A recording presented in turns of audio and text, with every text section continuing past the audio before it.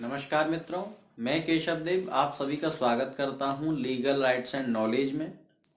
आपका यह चैनल हिंदी भाषी विधि छात्रों को समर्पित है। जो भी छात्र विधि यानी लॉ की तैयारी हिंदी भाषा से कर रहे हैं उनके लिए यह चैनल समर्पित है।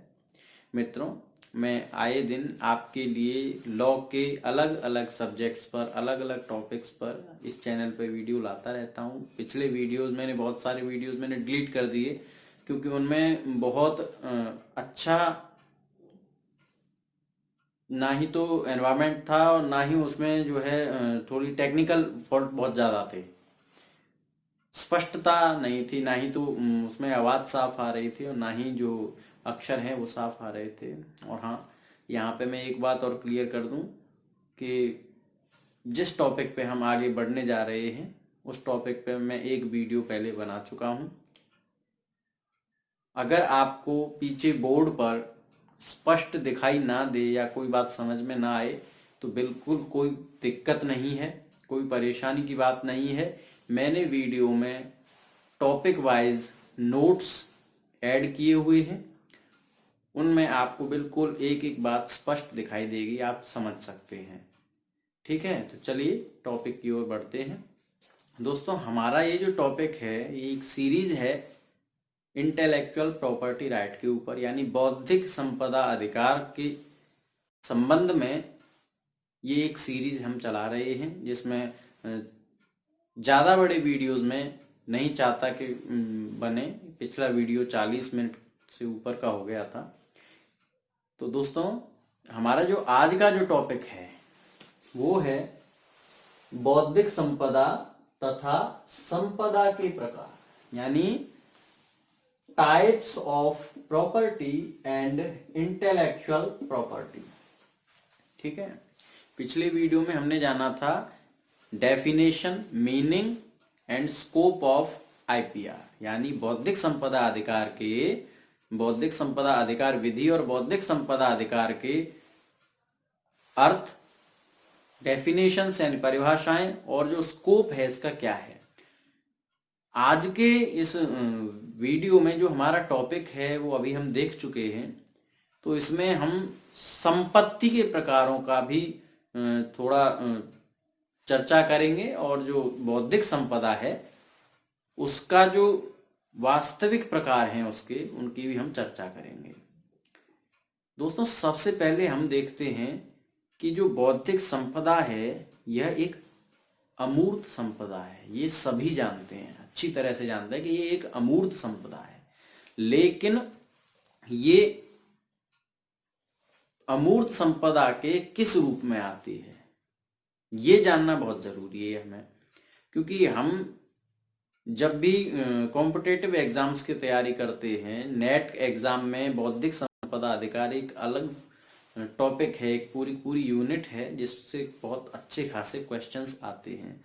तो इनमें कभी कभी कोई क्वेश्चन ऐसा आ जाता है, तो हमें सबसे पहले ये देखना है कि संपदा क्या होती है, प्रॉपर्टी, संपत्ति क्या होती है, उसके कितने प्रकार हैं, अर्जन के कौन कौन से तरीके हैं, और बौद्धिक संपदा इसके किस भाग में आती है। ठीक है, सबसे पहले इसे देखेंगे, फिर बढ़ेंगे हम बौद्धिक संपदा के प्रकार के बारे में। ठीक है, चलिए देखते हैं।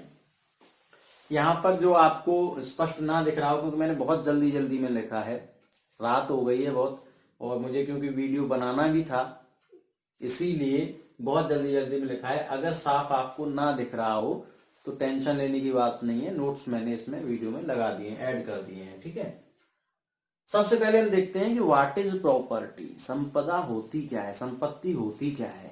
ठीक है, तो यहाँ पे हम एक सामान्य डेफिनेशन ले लेते हैं। अगर हम अलग अलग जूरिस्ट की डेफिनेशन लेंगे तो वीडियो बहुत लंबा हो जाएगा, तो एक सामान्य हम परिभाषा संपत्ति की ले लेते हैं कि वह चल व अचल, यानी चल यानी मूवेबल, अचल यानी इमूवेबल, वह चल व अचल वस्तु जो किसी व्यक्ति को उपहार, दान या परिश्रम के प्रतिफल के रूप में मिली हो, या उसमें उस व्यक्ति का स्वत्व निहित हो, या वह उसका उपभोग कर रहा हो, वह उसकी संपदा कहलाती है। संपत्ति किसे कहते हैं? या तो वह उस व्यक्ति को गिफ्ट में मिली हो, उपहार स्वरूप में मिली हो, या उस व्यक्ति को दान के रूप में मिली हो, ठीक है, या उसकी मेहनत की कमाई हो, परिश्रम के द्वारा उसे प्राप्त हुई हो, या उस संपदा में उस व्यक्ति का स्वत्व निहित हो। स्वत्व से मतलब है कि ना तो वह हमें उपहार में मिली है, ना वो हमारे द्वारा कमाई गई है, ना वो हमें दान में मिली है, बस उसमें हमारा स्वत्व है, हमारी निजता है, हमारा अधिकार है उसमें, ठीक है। जैसे कि बाप दादाओं की प्रॉपर्टी पे संतान का अधिकार होता है, ठीक है, तो ये क्या उसमें उनका स्वत्व निहित है। या वह उसका उपभोग कर रहा हो, ठीक है, यानी कि उपभोग से तात्पर्य यहाँ पे किसका है? उपयोग कह लें हम इसको, या इंग्लिश में हम इसे यूज कह लें, ठीक है। जैसे कि ये मार्कर है, ये मार्कर किसी का भी हो, लेकिन इस समय इसका यूज मैं कर रहा हूं, तो ये मेरी प्रॉपर्टी है इस समय, ठीक है। तो संपदा का स्पष्ट मतलब है कि जो वस्तु हमारे अधिकार के अंतर्गत है, ठीक है, जिस पर हम एक कंट्रोल रखते हैं, वो हमारी संपदा है, ठीक है ना। तो यहां पर हम संपत्ति के अर्जन के बारे में बात कर लेते हैं, ठीक है। हम संपत्ति कमाते कैसे हैं, संपत्ति को हम कैसे प्राप्त करते हैं?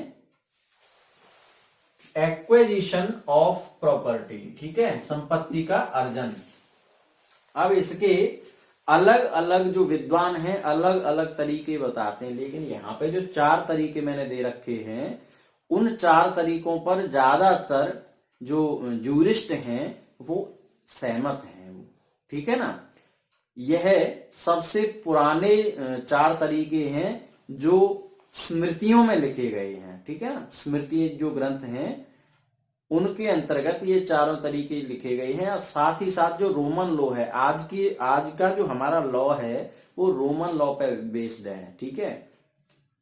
और रोमन लॉ में भी ये चारों ही प्रकार संपत्ति के अर्जन के माने जाते हैं, ठीक है ना। कौन कौन से प्रकार हैं? पहला है परिग्रह, यानी ऑक्यूपेशन, ठीक है, किसी भी वस्तु पर प्रथमाधिकार, ठीक है, प्रथमाधिकार, यानी कि कोई एक ऐसी वस्तु है जिस पर पहले किसी का अधिकार था ही नहीं, कोई व्यक्ति जाकर उस वस्तु पर अधिकार कर लेता है, तो वो क्या है? उसका प्रथमाधिकार हो गया उस पर, ठीक है, और उसने उस वस्तु को अर्जन कर लिया। मान लो जंगल में जंगली घोड़े घूम रहे हैं, अब कोई व्यक्ति गया और उन जंगली घोड़ों में से किसी एक घोड़े को पकड़ा, उसको पाला पोसा, उसको थोड़ा बहुत ट्रेंड करके अपनी सवारी के काम में उसने ले लिया, तो उस पर पहले तो किसी का अधिकार था नहीं।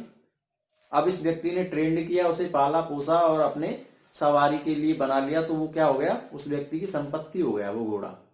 इसी प्रकार से जंगल में कोई जमीन है, उस जमीन पर किसी का अधिकार नहीं है, और कोई व्यक्ति अगर उस पर जाके खेती करने लगे, उसे साफ करके उस पर खेती करने लगे और कई बहुत टाइम हो जाए, तो वो क्या है? उसकी संपत्ति हो गई, ठीक है।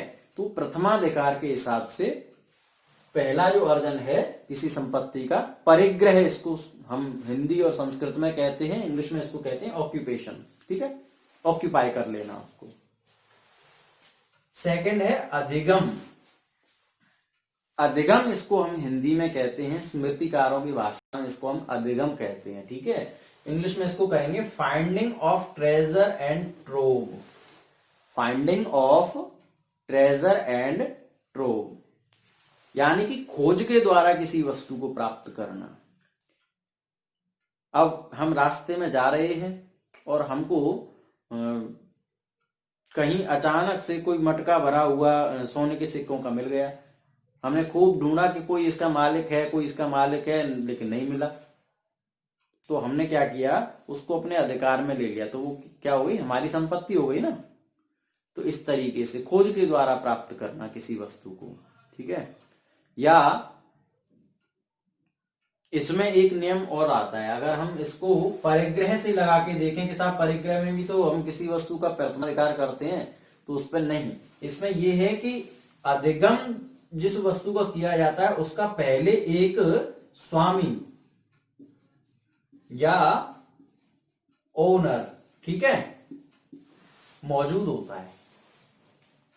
कोई ऐसी वस्तु या कोई ऐसी संपत्ति जिसका कोई पहले स्वामी तो है, कोई मालिक तो है, लेकिन वर्तमान में उस मालिक की पता नहीं है कि कौन उसका मालिक है। वर्तमान में वह वस्तु लावारिस पड़ी हुई है, ठीक है, तो उस पर हक जमा लेना या उसको अपनी संपत्ति के रूप में मान लेना, ये अधिगम के अंतर्गत आता है, ठीक है। अब जो नेक्स्ट है थर्ड नंबर, विजित यानी कंक्वेस्ट प्रॉपर्टी। विजित या कंक्वेस्ट प्रॉपर्टी यानी जिसको हमने अपनी भुजाओं के बल पर जीता। पुराने जमाने में राजा महाराजा क्या करते थे, एक राज्य पर दूसरा राजा अपने शक्ति के बल पर अधिकार कर लेता था, तो वो उसकी विजित संपत्ति हो जाती थी।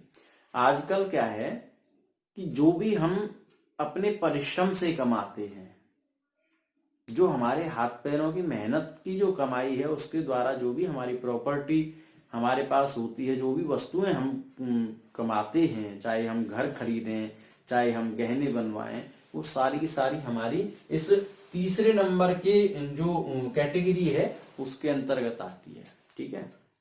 परिश्रम के द्वारा किसी वस्तु को प्राप्त करना विजित के अंतर्गत आता है, ठीक है।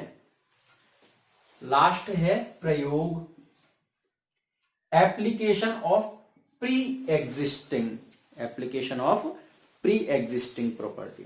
तो इसमें क्या होता है, प्रयोग में वस्तु है और उसका स्वामी कोई और है, लेकिन उसका प्रयोग कौन कर रहे हैं, हम कर रहे हैं या कोई अन्य व्यक्ति उसका प्रयोग कर रहा है। जैसे किसान का खेत है, उस किसान ने क्या है उसको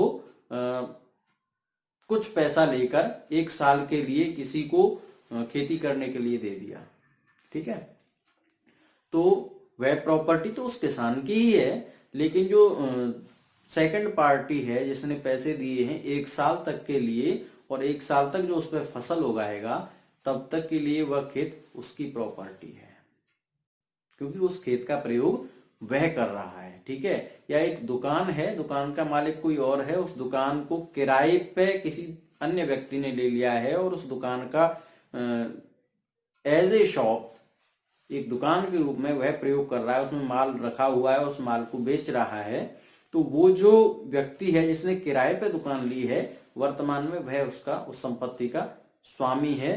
लेकिन इसके अंतर्गत एक सीमा रेखा होती है, ठीक है, ठीक है। तो उस सीमा रेखा के अंतर्गत क्या है कि उसका उतना ही यूज कर सकते हैं हम प्रॉपर्टी का, जितना कि उसका जो मालिक है, जो रियल ओनर है, वह कहता है, या उससे जितने समय के लिए या जितने उपभोग के लिए हमने वो वस्तु ली है, ठीक है ना। तो ये 4 तरीके होते हैं किसी भी संपत्ति का अर्जन करने के लिए। क्लियर हो गई बात।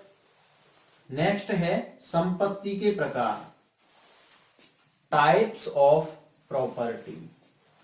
अब देखो मेन मुद्दा यहां पे आता है, प्रॉपर्टी के प्रकार कितने होते हैं, संपदा कितने प्रकार की होती है। तो संपदा मुख्यतः 2 ही प्रकार की होती है। पहली होती है मूर्त यानी कि कॉर्पोरियल प्रॉपर्टी। पहली संपदा कौन सी होती है, मूर्त संपदा होती है, जिसको कहते हैं हम इंग्लिश में कॉर्पोरियल प्रॉपर्टी। और सेकंड होती है अमूर्त संपदा यानी इनकॉर्पोरियल प्रॉपर्टी, ठीक है, कॉर्पोरियल एंड इनकॉर्पोरियल, मूर्त या अमूर्त संपदा, ठीक है। अब इन दोनों के मुख्य रूप से 2 प्रकार होते हैं। मूर्त संपदा यानी कॉर्पोरियल प्रॉपर्टी जिसे हम कहते हैं, वो 2 प्रकार की होती है। यानी पहली होती है चल संपदा, ठीक है, जिसे एक स्थान से दूसरे स्थान पर ले जाया जा सके, जैसे ये मार्कर है, या एक चल संपदा है, या ये चश्मा है, या ये कपड़े हैं, ये क्या है, चल संपदा है, जिनको एक स्थान से दूसरे स्थान तक हम ले जा सकते हैं। गहने हैं, चल संपदा है, ठीक है। दूसरी होती है इमूवेबल प्रॉपर्टी, ठीक है, अचल संपदा। अचल संपदा के अंतर्गत मुख्य रूप से जमीन आती है, यानी कि हमारा घर, हमारे खेत, ये हमारी अचल संपदा है, ठीक है। नेक्स्ट आती है अमूर्त संपदा के अंतर्गत दो प्रकार की संपदा होती हैं। पहला है अन्य संक्रामण का अधिकार। अन्य संक्रामण का अधिकार ऐसी संपदा जिस पर कोई अन्य व्यक्ति उसका उपयोग कर सकता है, जैसे कि पट्टा यानी कि लीज।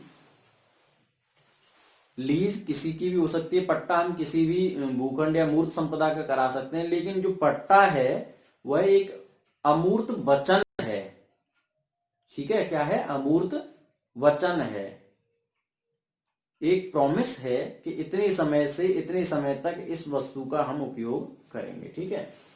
दूसरा है सीमित उपयोग का अधिकार यानी सर्विट्यूड। पहला है लीज और दूसरा है सर्विट्यूड यानी कि सीमित उपयोग का अधिकार, किसी वस्तु के सीमित उपयोग का अधिकार, ठीक है। नेक्स्ट है प्रतिभूति यानी सिक्योरिटी, और लास्ट है ट्रस्ट यानी न्यास। तो यहां पे सीमित उपयोग के अधिकार से तात्पर्य ये है कि हम किसी वस्तु का एक हद तक ही उपयोग कर सकते हैं। जैसे कि हमने किसी से कोई वस्तु प्राप्त की, वो क्या है? वचन के ऊपर या हमारे विश्वास के ऊपर वो हमें प्राप्त हुई, और हमने उसका जो कुछ भी एवज जिसको कह सकते हैं या प्रतिफल हम जिसको कह सकते हैं वो उसको दिया या देने का वचन दिया, तो वो वस्तु क्या है? अमूर्त रूप से हमारे पास आ गई, ठीक है। नेक्स्ट है सिक्योरिटी यानी प्रतिभूति, ठीक है, ये भी वचन ही होता है। ट्रस्ट यानी न्यास, यानी किसी भी संपत्ति का कोई एक व्यक्ति दूसरे व्यक्ति को उपभोग करने के लिए देता है, उपभोग नहीं उसका यूज करने के लिए देता है, सॉरी, तो वो क्या होता है? वो एक ट्रस्ट हो जाता है, विश्वास जिसको कहते हैं। तो यहाँ पर खैर ये संपत्तियों के जो प्रकार हैं ये बहुत डिटेल में हैं, इनके कई अनुभाग भी हैं और बहुत सारी बातें इसमें अलग हैं, तो मैं इसको केवल बहुत छोटे रूप से समझा रहा हूं आपको, ठीक है। तो ये क्या है? जो अमूर्त संपदा का जो पहला पार्ट है वो है अन्य संक्रामण का अधिकार। इंग्लिश में इसे कहते हैं जूरा इन री एलियाना। जूरा इन री एलियाना ये रोमन भाषा का एक वाक्य है, ठीक है। जूरा यानी विधि द्वारा किसी दूसरे को अधिकार देना किसी संपत्ति पे, ठीक है, ये भी हम इसको कह सकते हैं। तो अन्य संक्रामण का अधिकार यानी कि उस वस्तु पर कोई दूसरा हस्तक्षेप कर सकता है। नेक्स्ट है विनियोजन का अधिकार। विनियोजन का अधिकार इसे कहते हैं जूरा इन री प्रोपेरिया।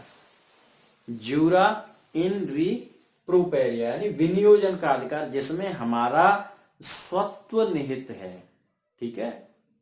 हमारा हक, ऐसा हक जो दिखाई नहीं देता लेकिन है, वो निहित है। अब वो क्या है? यहां पे समस्त बौद्धिक संपदा, ऑल इंटेलेक्चुअल प्रॉपर्टी यही है जिसमें हमारा स्वत्व निहित है, जिसको हम अपनी माइंड की पावर से हम कलेक्ट करते हैं या कमाते हैं, जिसे या जिसका निर्माण हम जिसे हम क्रिएट करते हैं, इन्वेंट करते हैं, वो क्या है? वो हमारी बौद्धिक संपदा है। अब चाहे वो आविष्कार हो या कोई लिखी हुई पुस्तक हो, कोई कविता हो, ठीक है ना, या कोई बनाई हुई रेसिपी ही क्यों ना हो किसी खाने पीने की वस्तु की, वो हमारी बौद्धिक संपदा के अंतर्गत है, क्योंकि उसे हमसे पहले किसी दूसरे ने क्रिएट नहीं किया, वो हमारे मस्तिष्क की शक्ति के द्वारा निर्मित है और इसीलिए वह हमारी बौद्धिक संपदा है। इसमें हमारा स्वत्व निहित है। अच्छा, अब कानून की दृष्टि से अगर हम बात करें, जो लॉ है उसके अकॉर्डिंग बौद्धिक संपदा कितनी प्रकार की होती है, तो यहां पे हम देखें, यहां पे मैं पहले बता दूं कि बौद्धिक संपदा यानी इंटेलेक्चुअल प्रॉपर्टी, इसको डिफाइन किया गया ट्रिप्स समझौते के अंतर्गत। 1994 के अंतर्गत ये समझौता हुआ था। इसको मैं अगले वीडियो में बताऊंगा, जिसमें मैं बौद्धिक संपदा से जुड़े हुए नेशनल और इंटरनेशनल लॉज के बारे में बात करूंगा। ठीक है, ट्रिप्स, TRIPS, ठीक है, ये शॉर्ट फॉर्म है, इसको ट्रिप्स समझौता कहा जाता है। इसको जो फुल फॉर्म है वो है trade related aspects of intellectual property. ठीक है, trade related aspects of intellectual property. तो अब यहां पे हम देखते हैं कि इसके अंतर्गत बौद्धिक संपदा को कितने प्रकार से कहा गया है, या बौद्धिक संपदा के कितने प्रकार बताए गए हैं इसमें।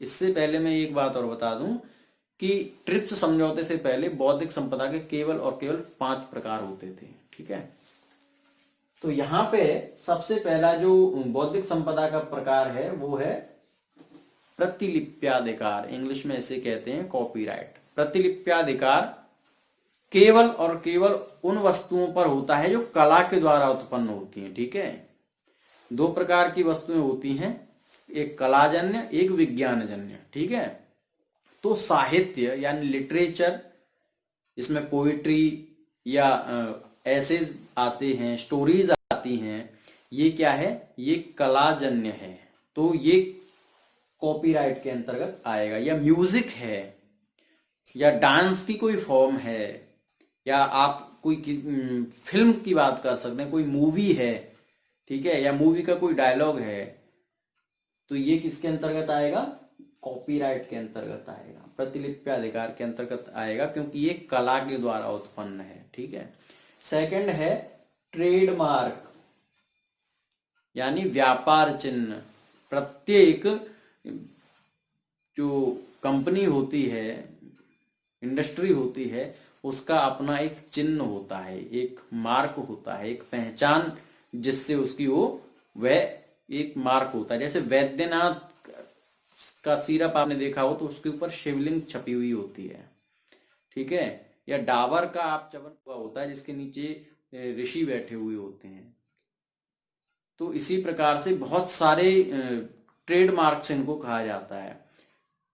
अब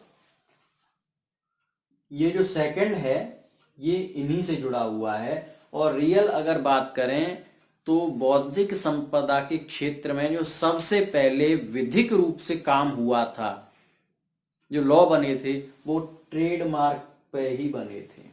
ठीक है, क्योंकि उस समय इतनी सारी विदेशी कंपनियां तैयार हो गई थी जो भारत में या अन्य देशों में, चाइना वगैरह में जाके व्यापार करती थी। जैसे भारत में ही मुख्य रूप से पुर्तगाली अलग थे, अंग्रेज अलग थे। ठीक है, पुर्तगाली अलग व्यापार करते थे, उनका ट्रेडमार्क अलग था, और अंग्रेज जो थे, जो इंग्लैंड से थे, ब्रिटेन से थे, वो अलग व्यापार करते थे। इसके अलावा भी अलग अलग देशों से आके लोग, चाइना से अलग आते थे, कुछ अमेरिकन्स भी भारत आए थे, तो इनके सभी के अलग अलग ट्रेडमार्क से। तो सबसे पहले कंफ्यूजन ना हो कौन कहाँ का है, कौन सा व्यापारी है, किस कंपनी का है, तो इसके लिए ट्रेडमार्क का निर्माण हुआ।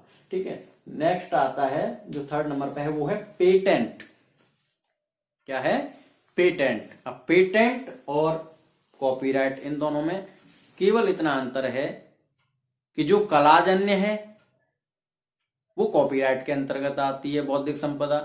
ठीक है, वो बौद्धिक संपदा कॉपीराइट के अंतर्गत आती है। और जो विज्ञानजन्य है, ठीक है, जो साइंस के द्वारा उत्पन्न है, वो पेटेंट के अंतर्गत आता है। इसको हम इंग्लिश में स्वत्वाधिकार कह सकते हैं। क्या कह सकते हैं, स्वत्वाधिकार। ठीक है, तो कोई भी नया आविष्कार हुआ, कोई भी नई थ्योरी साइंस की सामने आई तो वो पेटेंट के अंतर्गत ही आएगी, या कोई भी दवाई बनी तो वो पेटेंट के अंतर्गत ही आएगी। ठीक है ना। अब नेक्स्ट है औद्योगिक आरेख, इसको कहते हैं। डिजाइन को हिंदी में, शुद्ध हिंदी में आरेख कहा जाता है। तो इंडस्ट्रियल डिजाइन, औद्योगिक आरेख। ठीक है। फिर है भौगोलिक उपदर्शन, जियोग्राफिकल इंडिकेशन। ठीक है।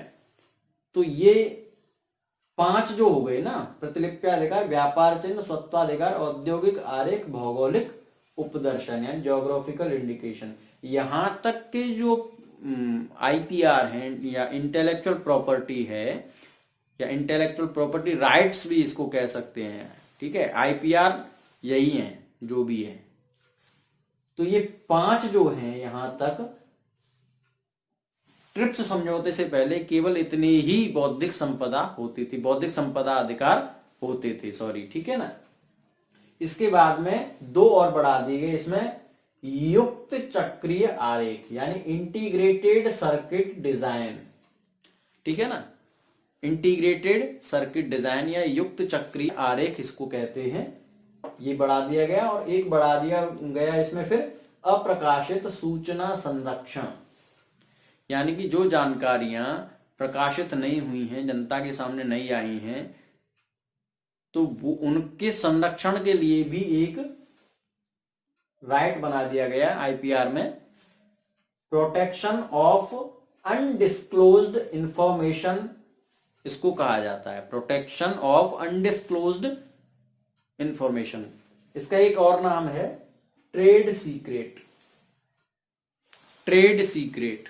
ठीक है ना।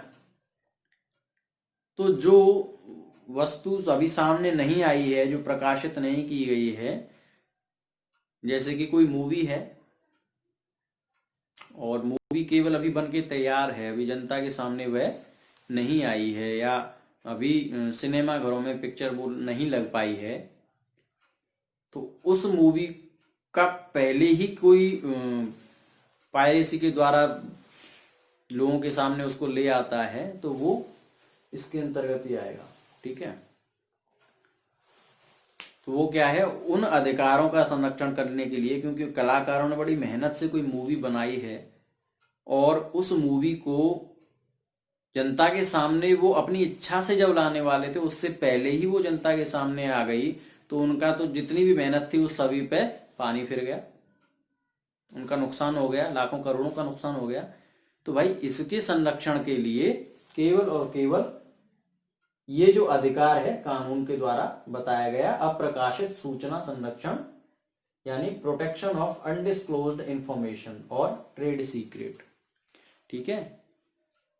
तो यहां पे बहुत ही डिटेल में हमने नहीं लिया है, बहुत ही शॉर्ट में हमने नहीं लिया, जितनी हमें आवश्यकता थी उसके हिसाब से हमने बौद्धिक संपदा और संपदा इनके बारे में बात की। नेक्स्ट वीडियो में दोस्तों ये जो हमने डिस्कस किए हैं, जो भी आईपीआर बौद्धिक संपदा अधिकार हमने डिस्कस यहाँ पे किए हैं, उनसे रिलेटेड जो लॉज हैं, जो नेशनल यानी भारत में जो एग्जिस्ट करते हैं लॉज, वो और जो ग्लोबली लॉज बने हैं या ट्रीटीज और कन्वेंशंस हुए यानी संधियां और अभिसमय जो ग्लोबली हुए हैं, क्योंकि जो इंटरनेशनल लेवल पे कानून बनते हैं वो संधि और अभिसमयों के द्वारा यानी कन्वेंशंस और ट्रीटीज के द्वारा बनते हैं। तो वो उन सभी के बारे में बात की जाएगी, कौन कौन सी ट्रीटीज अब तक हुई हैं और कौन कौन से लॉ इंडिया में एग्जिस्ट करते हैं इनसे संबंधित। ठीक है। और इनके ऊपर प्रत्येक आईपीआर के ऊपर, हर बौद्धिक संपदा अधिकार के ऊपर अलग अलग एक पार्टिकुलर वीडियो मैं बनाऊंगा, जिसमें इनके बारे में बहुत डिटेल से चर्चा की जाएगी। कोई चिंता करने की बात नहीं है अगर कोई संदेह इनमें रह गया है। ठीक है ना। तो यहाँ पे बौद्धिक संपदा और संपदा से जुड़ी हुई हमने आपके साथ चर्चाएं की। अगर आपको ये वीडियो अच्छा लगा हो तो प्लीज़ हमारे चैनल को सब्सक्राइब कीजिए लाइक कीजिए वीडियो को, कमेंट्स कीजिए। आपके सारे जो विचार हैं वो आदरणीय हैं, स्वीकार्य हैं। शेयर कीजिए, जो भी लोग छात्र आपके अगर संपर्क में हों तो उनसे शेयर कीजिए ताकि उनकी भी मदद हो। ठीक है, नमस्कार।